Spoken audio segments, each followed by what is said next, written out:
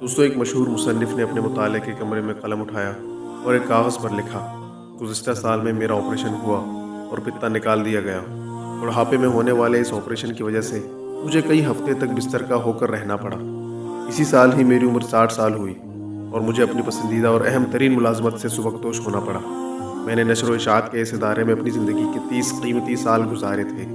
اسی سال ہی مجھے اپنے والد صاحب کی وفات کا صدمہ اٹھانا پڑا۔ اسی سال میں ہی میرا بیٹا اپنے میڈیکل کے امتحان میں فیل ہو گیا۔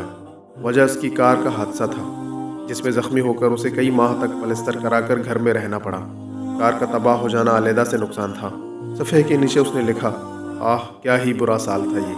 مصنف کی بیوی کمرے میں داخل ہوئی تو دیکھا کہ اس کا خاوند غمزدہ چہرے کے ساتھ خاموش بیٹھا خلاؤں کو گھور رہا تھا۔ اس نے خاوند کی پشت کے پیچھے کھڑے کھڑے ہی کاغذ پر یہ سب کچھ لکھا دیکھ لیا۔ خاوند کو اس کے حال میں چھوڑ کر خاموشی سے باہر نکل گئی۔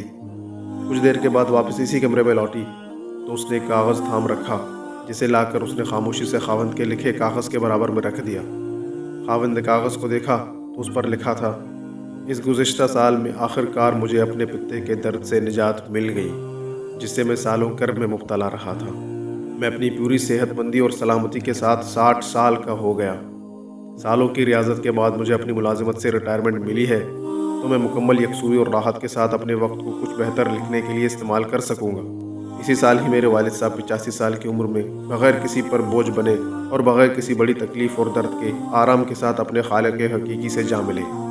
اسی سال ہی اللہ تعالیٰ نے میرے بیٹے کو ایک نئی زندگی عطا فرما دی، اور ایسے حادثے میں جس میں فولادی کار تباہ ہو گئی تھی، مگر میرا بیٹا کسی معذوری سے بچ کر زندہ و سلامت رہا۔ آخر میں مصنف کی بیوی نے یہ فقرہ لکھ کر تحریر مکمل کی تھی کہ واہ ایسا سال جسے اللہ نے رحمت بنا کر بھیجا اور بخیر و خوبی گزرا، اور بے شک تیرا رب تو لوگوں پر فضل کرتا ہے لیکن ان میں اکثر شکر نہیں کرتے۔